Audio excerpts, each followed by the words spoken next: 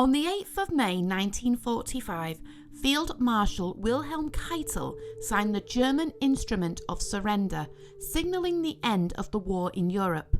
The leader of the Nazi movement had died a week before, unable to face the consequences and the torture he had inflicted upon millions of people, just because they had dared to not fit his ideology, and the majority of the German commanders had fled. It was a bittersweet day. The people of Europe would celebrate the end of 5 years of war, but for some, it was a day to commemorate those that were never going to return home. While war was raging overseas, it was the railways that kept the majority of goods, people and freight moving. The government would also task the various works and railways with projects to help the war effort. Sometimes the works was top secret, with some documents still classified even to this day, even after the usual 70-year secrecy limit, citing that they still pose a threat to national security if they were ever released. Swindon Works was no stranger to war. It had helped massively in the First War years, and as the works were staring down the latter end of the 1930s, the general mood was tense. Tensions were mounting overseas, and the word of another war was rumbling around the factory. As a response, the carriage works had already started to convert some rolling stock into evacuation carriages. With the growing threat of air raids, there was a general agreement that hospitals may become overwhelmed. The new carriages would carry medical supplies and beds and would remove the injured to other hospitals unaffected by raids. Other carriages would carry firefighting equipment, and as the threat from a gas attack was growing, a couple of carriages were made into mobile decontamination units. Thankfully, this was a facility the UK would not have to use. When war was announced, one of the first things the government did was take over the railways once again. The Railway Executive Committee was formed, with the 4 major railway bosses sitting at the same table. Sir James Milne, the general manager of the Great Western, ordered many security changes to Swindon Works in order to protect it and, more importantly, its workers. To prevent workers from being visible going to and from work, they used the tunnels. The tunnels would be dual purpose. It would protect and conceal a mass of people going to and from the works, and it would also act as an air raid shelter. To stop the works being seen from the air at night, the skylights and windows were blacked out, firstly using paint and then later blinds, and the workers had to do their work under very dim lighting.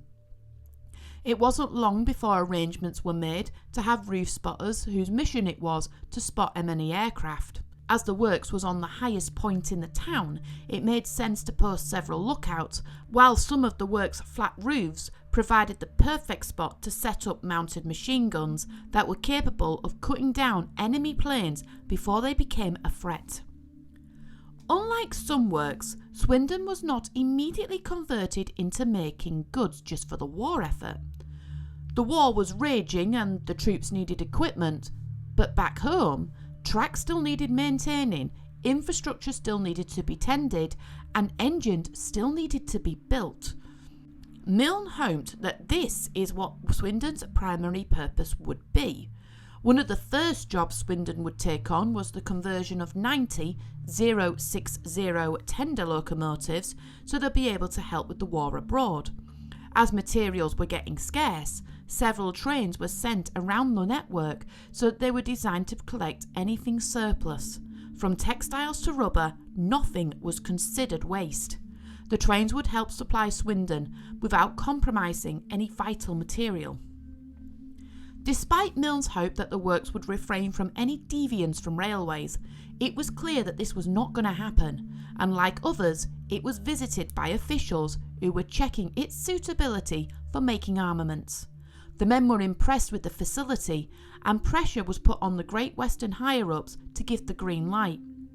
In 1940, the need for weapons was at an all-time high, and seeing that there was no other alternative, Swindon was geared up for weaponry. The workers were encouraged to do overtime and were handsomely paid for their efforts. The carriage and wagon shop would be converted into a bomb factory, and women were brought in to help make them. One of the most common was the mortar trench bomb. These small cylindrical bombs would sail across no man's land, and the vanes on the tail would hold it steady in flight for better accuracy. Once in contact with the ground, the bomb would detonate, either emitting smoke or its explosive cocktail, which would leave a sizable crater. The girls also made 250-pound high explosive bombs for dropping on enemy at height, and even 1,000-pound bombs designed for flattening buildings. But it wasn't just munitions. Swindon began to diversify.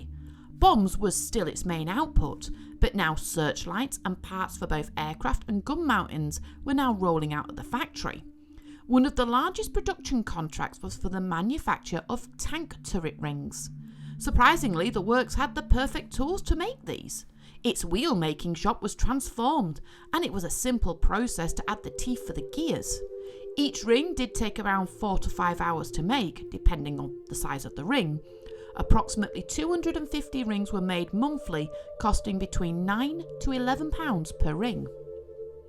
In 1941, Swindon had to accommodate for another works when the company, Short Brothers, was forced to move in following the bombing of its own factory. Short Brothers were responsible for building large aircraft parts, and the loss of its factory was a real setback. The large building of Workshop 24 would accommodate nicely. It had room for over 150 carriages and was initially used for storage. It was agreed that the shop be emptied, save for a small part for essential maintenance for the carriages, and the rest was converted for Short Brothers' use. The first aircraft parts that were constructed were for the Sterling bombers. Sterling bombers were the first 4-engine craft that entered service with the RAF, and the pilots complemented their handling and manoeuvrability. It had a short career on the front line. When the new Lancasters and Halifaxes were introduced, the Sterlings were moved from the front line to secondary duties and were quickly declassified after the war in favour of other models. Nevertheless, the Sterlings proved their worth in the war, and Shop 24 was complimented on their production. To keep secrecy was paramount. Workers in and out were monitored, and ID cards had to be worn at all times. For the majority of the shop workers, the site was off limits. The only exception would be carriage and wagon workers, who were allowed on their side of the shop, but each man was vetted and isolated from the other manufacturing as much as possible. Meanwhile, in the boiler shop, a quiet spell at the beginning of the war allowed the War Office to take advantage and get the 1300s boiler smiths to put their skills to making air raid shelters. Every single box on the Great Western Railway was provided with at least one shelter straight from Swindon. The shelters were made from old boiler plates and surplus metal. Its core work, however, couldn't be forgotten, and the teams shifted between maintaining boilers and producing weaponry with minimal fuss and maximising effort. They were such a successful team that the foreman was awarded with the British Empire Medal for his leadership. But as Milne predicted, railway work would still be required, and among the bombs and weapons, the cycle of maintenance and engine replacement continued. The Class 8750 pannier tank had been a successful mixed traffic engine and was proving useful in the war, so production would continue, but the government acknowledged there was a real need for freight engines. The government ordered the 8F locomotive. It was an LMS Stanier design, but Swindon would push out 80 of them between 1943 and 1945. In the carriage and wagon works, carriages were generally repaired rather than replaced, and were often given a repaint, including blacked out windows. But wagons were built in large numbers. The wagons would carry anything from weapons to propellers, and they were normally unmarked and painted black. Engines also received the wartime black treatment, save for a few that were painted green. The engines were all fitted with tarps to cover their cabs, so the firebox couldn't easily be seen from the air. By 1944, the Allies were winning, and the public were at last seeing the light at the end of the tunnel and a lasting peace. It had been a trying time. The works had become a central war hub, including using its own whistle to alert the workers and the surrounding town of a pending raid. It was used over 1,000 times during the raids, and its accompanying sirens no doubt would have helped save lives. The site did though receive some damage.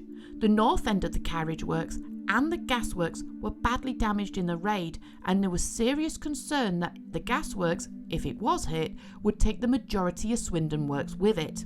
However, when it happened, a quick-thinking attendant plugged any holes in the gas holders with clay and tar, and starting any fires within the holders of oxygen. His action saved a large-scale explosion, and he received a commendation for his bravery. War work though was beginning to die down, and the normal railway work began to resume. Shop 24 was needed less and less, meaning more carriages were being stored and worked in there. As the threat of raids and gas was diminishing, the blackout paint was scraped off, the decontamination units were dismantled, and within days of VE Day, the carriage and wagon team rolled out the first of 24 restaurant cars, lovingly restored back to their finery after being stripped for the war effort. It was the start of the return to normality. Short Brothers, having secured a new facility, moved out in the August of 1945, but some workers were reluctant to leave and were recruited in the GWR ranks. There was a lot to do. Engines that were out of ticket or needed maintenance were queued in the yard, and the 1000 class was waiting. There was, however, one last job, and it was a poignant one. Like many, Swindon Works knew that many workers would not be coming back, even with some not having a proper resting place or buried in an unknown grave. The works created plaques for its shops, rolls of honour for the men that worked there. Many of these survive today, with some preserved in the Steam Museum. VE Day is a bittersweet day. On one side, you can't help but feel happy, and last Thursday, as we listened to the local ukulele band while enjoying some traditional Bucks Fizz, the atmosphere was one of joy, made even better when several members of my family and friends joined us. But on the other side, we watched our oldest and most respected resident inspect the troops. The mood changed to one of remembrance and solemn reflection, that both the lessons and the people that gave their lives for their country must never be forgotten.